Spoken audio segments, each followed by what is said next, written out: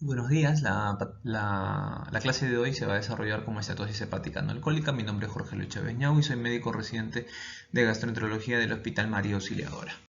¿No? Entonces, como una introducción, debemos tener en claro, en cuenta estos conceptos. Cuando es una hepatopatía grasa no alcohólica, que va a corresponder a una disfunción metabólica que va a afectar el hígado, la estatosis hepática, que corresponde a una acumulación hepatocelular de triglicéridos, diferencia de una estatosis simple con una hepatitis.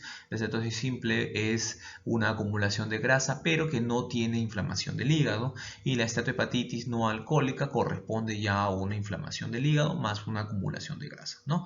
La hepatopatía grasa no alcohólica se desarrolla con estas entidades patológicas como un síndrome metabólico, obesidad, diabetes o hiperlipidemia, ¿no? Entonces, esto es muy importante porque nos ayuda a la práctica clínica diaria. Si encontramos un paciente con estas entidades, debemos siempre buscar una hepatopatía grasa no alcohólica, o viceversa, si encontramos una hepatopatía grasa no alcohólica, ya sea por ecografía o exámenes laboratoriales, debemos ver estas patologías, ¿no? Esto va a constituir una causa muy importante de mortalidad y morbilidad.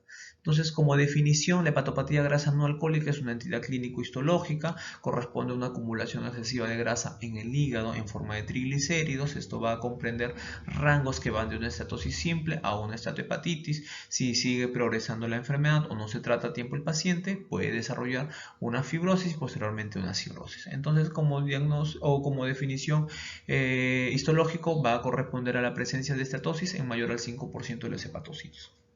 Entonces, hay un grupo de pacientes de hepatopatía grasas no alcohólicas que de una estatosis simple van a progresar la enfermedad, siguen acumulando ácidos grasos libres, progresan a una fibrosis y posteriormente a una cirrosis. La epidemiología, ¿no?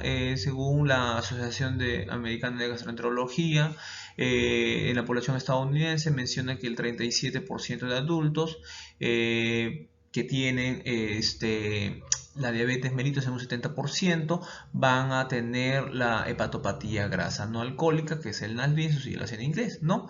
Y esto conlleva a una estatosis hepática no alcohólica, que conlleva a una fibrosis, a una cirrosis, en el peor de los casos un hepatocarcinoma. ¿Hay factores de riesgo asociados a estatosis hepática no alcohólica? Sí, ¿no? Como la resistencia a la insulina, un síndrome metabólico, pacientes que se han sometido a cirugía, la edad, la raza étnica, antecedentes familiares, algunos medicamentos hepatotóxicos, ¿no? Como miodarona, estrógenos, metrotexate, entre otros, ¿no? Que también factores pueden ayudarnos a progresar a la enfermedad: la obesidad, aumento del índice de masa corporal, pacientes con diabetes no controlada, que sea un paciente sedentario, falta de ejercicio, que tenga resistencia de insulina o que tenga un síndrome metabólico, ¿no? También inclusive los factores genéticos, ¿no? Algunas afectaciones coexistentes como hiperlipidemia, resistencia a la insulina, pacientes con diabetes tipo 2 o alguna hepatopatía crónica, ¿no? Como una hepatitis C. Entonces, la fisiopatología de la estatosis hepática no alcohólica debemos tener en cuanto estas patologías, ¿no? Un paciente que tenga diabetes, dislipidemia, obesidad, estas patologías hacen pues que el paciente acumule ácidos grasos libres, ¿no? Esto se le considera como un primer impacto cuando va a haber una estatosis, y esto se va a producir, ¿no? como el aumento de triglicéridos, ¿no? Entonces, bajo la acumulación de ácidos grasos libres, llega a un punto donde el hígado ya no puede eliminar estos ácidos grasos libres. Posterior a eso, va a desarrollar la liberación de radicales libres de oxígeno, que ya se le considera como un segundo impacto. ¿Por qué? Porque ya va a haber una inflamación o una esteatohepatitis, ¿no? Que estos radicales libres bajo una beta oxidación, ¿no? Y el paciente con más hiperinsulinemia, más hiperglicemia o más resistencia a la insulina hacen la liberación de quimiotoxinas, inflamación, provocando fibrosis y posteriormente apoptosis, ¿no? Provocando lo que es el daño a nivel del hepatocito.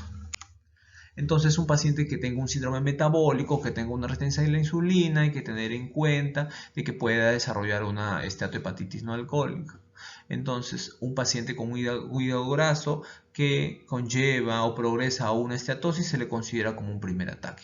De una esteatosis a una esteatohepatitis no alcohólica, que es la inflamación, se le considera a un segundo ataque. Y de una esteatohepatitis no alcohólica a una fibrosis se le viene a considerar lo que es el tercer ataque.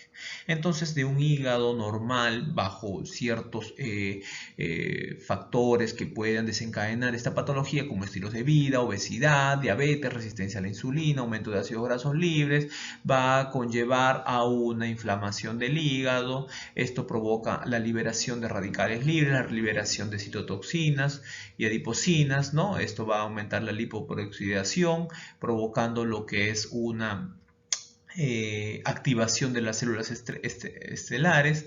Esto provoca daño a nivel del hígado, provocando una fibrosis, posteriormente a una cirrosis y en el peor de los casos llegando a un hepatocarcinoma. Entonces la guía de gastroenterología americana también recomienda poder estratificar a los pacientes en 3 grupos de riesgo, sobre todo para diferenciar o hallar un factor de riesgo como para que los pacientes puedan desarrollar fibrosis, sobre todo para los pacientes con diabetes mellitus, considerándolo como un primer grupo, pacientes con factores de riesgo metabólico, sean 2 o más de estos criterios, que tengan una obesidad central, triglicéridos, HDL, hipertensión o que tengan unas glucosas elevadas, ¿no? Y un tercer grupo de los pacientes que tengan un hallazgo incidental de una esteatosis o una elevación en transaminasas, ya sea por una ecografía o una imagenología o un examen laboratorio. Entonces hay unos exámenes, unas conductas, unos screening o unas pruebas hepáticas no invasivas donde nos recomienda esta guía, ¿no? Sobre todo para poder excluir algunas otras patologías, ¿no? Por ejemplo, la estatosis hepática alcohólica, ¿no? Poder hacer este screening de uso de OH, hacer pruebas hepáticas como el FIB4, el NALT Fibros Score. Los test no invasivos o los scores nos ayudan, ¿no? El FIB4 menor a 1.3 como resultado nos excluye a unas fibrosis avanzadas con un valor predictivo negativo de un 90%, mayor a 2.67, un valor predictivo positivo de un 60-80%. Este test es muy fácil, es muy barato, es muy cómodo, solamente consta de ciertos parámetros como la edad, transaminasas, las plaquetas, ¿no? Para poder ver si el paciente tiene una baja probabilidad o un factor indeterminado o una alta probabilidad de un cuadro de fibrosis.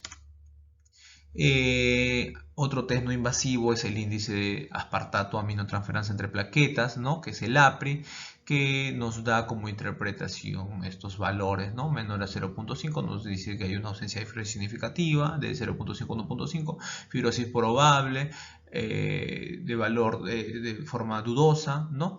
O mayor a 1.5 que lo cataloga como una fibrosis significativa. Eso también es un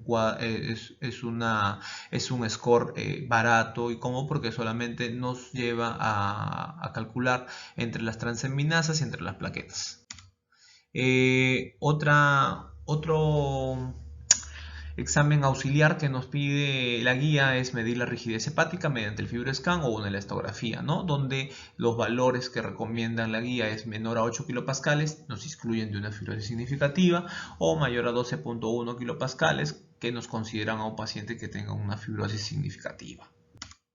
Entonces, este algoritmo recomienda la guía para poder certificar a la población de riesgo, ya sean con diabetes mellitus, que tengan 2 o más factores de riesgo metabólico o que tengan un hallazgo por ecografía o por exámenes laboratoriales, ¿no? Como transaminasas elevadas, para poder hacer ciertos criterios y ver que el paciente, ver en qué grado si se encuentra en un grado de fibrosis o valores indeterminados o un bajo riesgo, ¿no? Entonces tenemos que tener en cuenta los scores no invasivos. En este caso recomienda el FIB4 y recomienda lo que es la medición de la rigidez hepática mediante la elastografía o el FibroScan, ¿no? Entonces los valores que menciona la guía es un FIB4 menor a 1.3 o tener una elastografía menor a 8 kilopascales, los cataloga en un bajo riesgo, ¿no? Un FIB4 que el paciente tenga un valor indeterminado de 1.3 a 2.67, lo consideran como un riesgo indeterminado.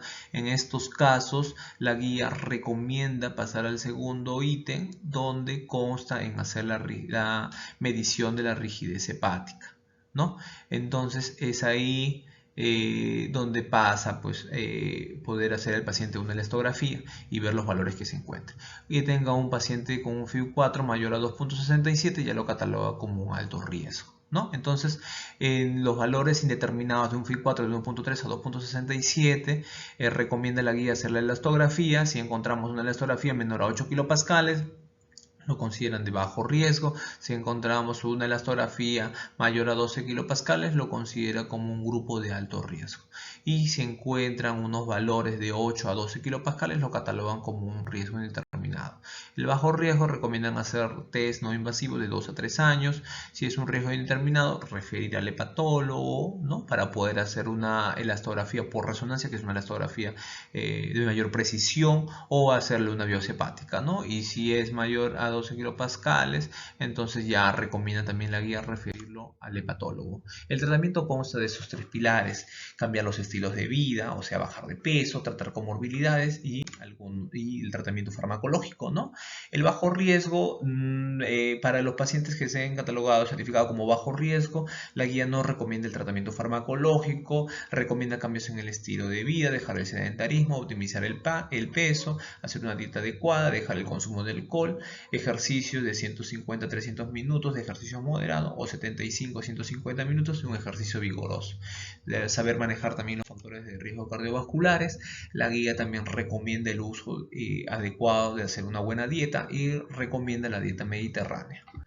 El tratamiento para los pacientes de alto riesgo recomiendan sí ya el tratamiento farmacológico, iniciando con vitamina E, semaglutide, recomiendan la pioglitazona y el tratamiento también con las estatinas, ¿no? Entonces la guía lo cataloga como bajo riesgo, riesgo indeterminado o el alto riesgo. Entonces, los pacientes que tengan un riesgo bajo recomiendan solamente lo que es la dieta, cambios en el estilo de vida y los ejercicios, ¿no?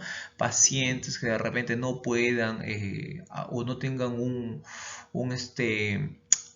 factor positivo adecuado o una respuesta adecuada frente a estas patologías, ya la guía recomienda como última instancia pues hacer las cirugías bariátricas, ¿no? Y como tratamiento farmacológico la guía no lo recomienda para el bajo riesgo, ¿no? Para los riesgos indeterminados ya la guía recomienda el uso de la farmacoterapia, ¿no? Si en caso pues encontramos, ¿no? Mediante un FIB4 de un factor indeterminado o una elastografía con un factor indeterminado, sí recomiendan, ¿no? También recomiendan lo que es la dieta y cambios en el estilo de vida. Y para los pacientes de alto riesgo, sí menciona la guía el tratamiento farmacológico, la fuerte necesidad de estructuras programadas para bajar de peso, o el tratamiento también contra la obesidad, ¿no? Como el tratamiento de la cirugía bariátrica, sin caso no hay una respuesta adecuada, ¿no? El tratamiento farmacológico, como ya lo he comentado, es la pioglitazona, o las estatinas o el GLP-1 también, ¿no? Las distintas guías de los distintos años, pues ya recomienda el tratamiento farmacológico para estas entidades, tanto sea para NASH o para el NASH-D, ¿no? Mencionando los medicamentos que ya he comentado, ¿no? La vitamina E, el uso también del GLP-1RA, las estatinas, ¿no? Y la pioglitazona. Entonces ya está estipulado en las distintas guías donde pues hay bases que nos recomiendan estos tipos de medicamentos, ¿no? Aparte de lo que es la dieta y aparte de lo que es el manejo adecuado, ¿no? de los ejercicios también. Eso sería toda mi presentación. Muchas gracias.